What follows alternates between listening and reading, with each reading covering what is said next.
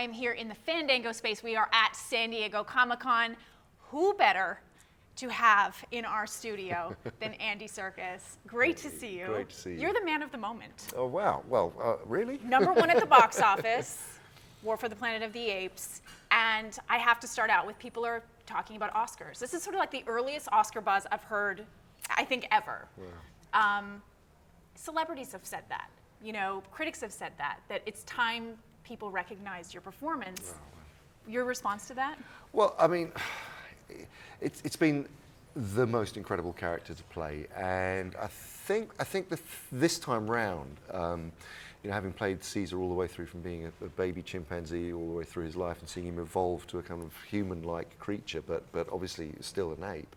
I suppose this time people are beginning to see much more human-like expression and emotion, and it's a very emotional film. And Caesar's journey is, he goes from being this empathetic leader that we've known him to be throughout the last two films into suddenly he's pitched into this journey of hatred and revenge, and it's that conflict in his character that I think is what is making people respond to the character in that way, and I suppose, because he's more human-like, both Matt Reeves and I, when we were sort of putting this together and working on Caesar for this part of the story, we're thinking, well, we want the audience to feel like they're living through Caesar's eyes, that it is that they're experiencing it with Caesar. I mean, it'd be. People always said, oh, do you think there should be some sort of special category for performance capture acting? And I've always said, absolutely not, because what we do is no different. You know, we are actors playing roles. We're on set. We're acting opposite people who are in costume and makeup, like Woody Harrelson playing the Colonel, or other apes. But there's not a type of acting that you do to play these roles.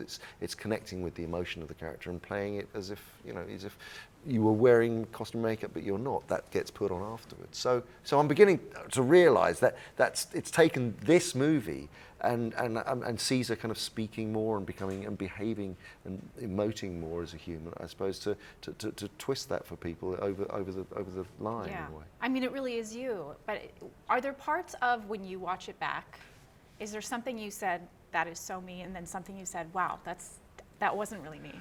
No, it is all you, because you're not pantomiming anything. You're not kind of doing anything. Or the visual effects team, their brilliance is being able to honour the original acting performance. So they're not augmenting it in any way so that I wouldn't recognise it. And again, Matt Reeves as the director is making sure that the visual effects company are able to achieve exactly what was shot on the day in terms of emotion, so that when they start to, he cuts the movie and all of the actors playing apes performances are there on screen, and that's how he cuts the drama. And then gradually over months and months and months, the apes start to appear, and he'll go, there may be sort of like 150 iterations of each shot until it matches exactly what we did on the day. What do you dream when you're shooting these films? Do you have strange dreams? I do have strange dreams. Like? Yeah. Well, I mean, you dream an ape? Yeah, I do dream do you an really? ape. Do you know, it's really strange you should say that. I do remember specifically on this one because it was a very dark shoot. It was a you know, in all manner of ways, it was quite a brutal shoot because we were in a Canadian winter. I'm from Canada, I can relate to right, that. Okay, so there you go. We were doing night shoots and it was kind of -10 and you're in very skimpy lycra. Yeah, you don't have a choice. Motion capture suits. Yeah. You know, this isn't the Revenant where you can wrap yourself up in a dead horse or anything. But also emotionally, Caesar's journey was thoroughly dark on this one, and so sort of being in that state of mind for long periods of time, you know, it was my memory of the shoot is that it was kind of heavy, you know, it was very heavy. Yeah. You have the privilege of, when you do motion capture, being able to work on so many different films. So Star Wars Episode 8. Yeah. Jungle Book. That's right, which I'm directing, and So what can you tell us about both of those? Well, I mean, Star Wars has been incredible to be part of course. We've all grew up with Star Wars and we've all loved it. And actually working with JJ on Episode 7 and that experience was extraordinary, and now with Ryan Johnson on Episode 8 and the character that plays Snoke, which obviously I can't say too much about, but it's just, you know, it's a dream come true to be part of those movies. And then Jungle Book is was going to be my directorial debut. In fact, it's been leapfrogged over by another film which I've just directed called Breathe, which is coming out this October. But Jungle Book is an example of taking performance capture to another level in a slightly different way, in that it's difficult enough to take actors' performances and to translate their physiognomy and their expressions and their emotions on an ape, which is, you know, similar to a human. But if you're taking Christian Bale's performance as Bagheera the panther, and you're taking Christian Bale and putting his face onto a panther, that is a huge translation. And to be able to really make that believable, so that the animal feels like it's believably talking and emoting, and yet being able to see Christian in that performance, and all the other actors, Kate Blanchett and Benedict Cumberbatch, and, you know, Naomi Harris, all great actors. Yeah. That's been a real challenge. But that comes out next year, and you know, I think it's going to be rather special. Have you, obviously, when you're so immersed in, you know, the technology of motion capture, like 10 years from now, 20 years from now, where do you hope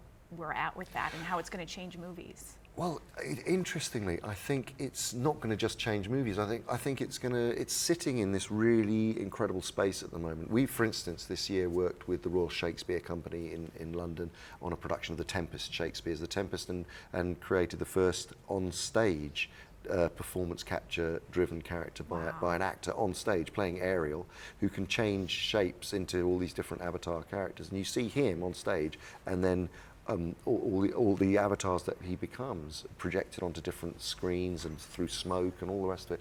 So I think that performance capture at the moment, you know, when you think about it, not only is it going to work for big budget movies, but it's working now on stage.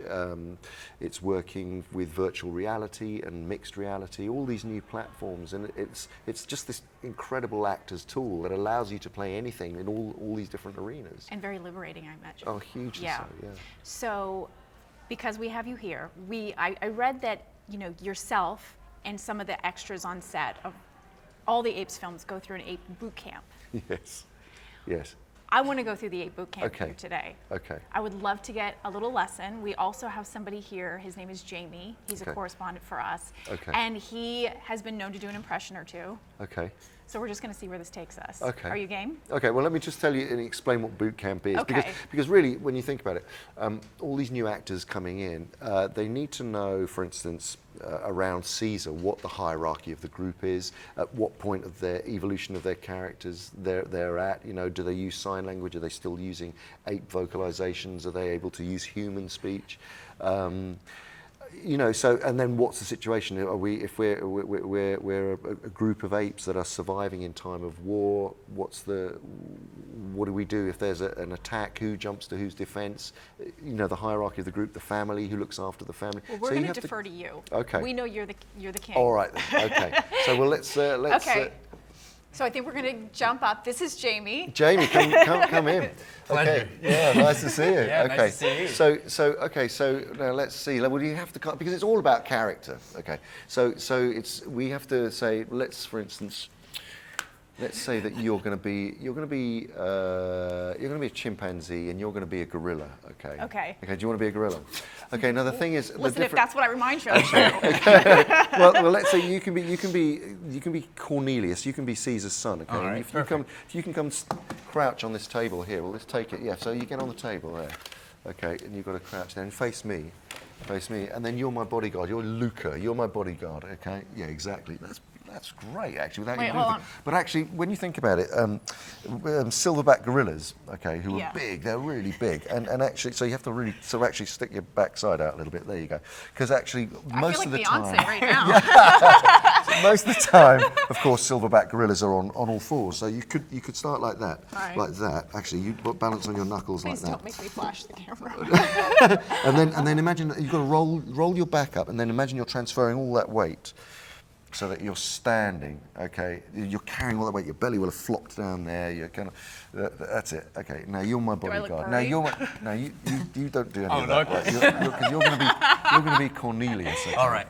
So you're my son, all right? But you're quite young. You're innocent, right? So you're looking at me. You're looking at me for affirmation, and then so you'd be wanting to reach up and sort of. There you go. You'd be doing that, and So there you go, and asking for supplication. That's very good. You have actually been to 8 camp before, I can tell, right? Somebody tuning in right Okay, now is like, okay. what the heck is going on in the Fandango suite? Hold on, you're dropping. You've got to get back up. Oh, and you've sorry. got to keep that. You've got to keep that. This is hard on the legs. It's very hard on the legs. No, you wouldn't do that as a Oh, gorilla. okay. Definitely not. You What would go I like do? this. You go. Okay. Get it really, really connect with the. That's great. Well, you would do. You'd go. You'd very high pitched, quite high pitched. Right. Okay. And then you'd be trying to get my attention, and I'm trying to hold court in the middle, and I'm like this, and I go, and I can speak the most because I'm Caesar, and and I would say, apes, together, strong. And then we'd all do that. There you go. That's it. That gave me chills, by the way. Before we let you go. Yes.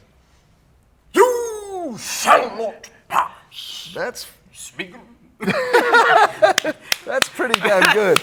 Ian would be out of a job were you to take his place Oh, right I now. doubt that.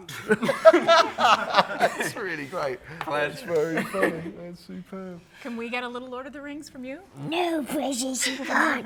Okay. Yes, Mickey. It's been so lovely spending time with you. No, it isn't. It's been a pain in the ass. It hasn't. Oh my gosh. It's time for incredible. us to continue on our journey. They're just gonna go. Thank you so much for coming in. Thanks for being a such a good sport. pleasure. You probably have great leg muscles because that hurts, I gotta say. Congratulations on everything. Thank you very much. Great chatting. Nice to meet Thanks. you. Nice to see you. Thank you. Cheers.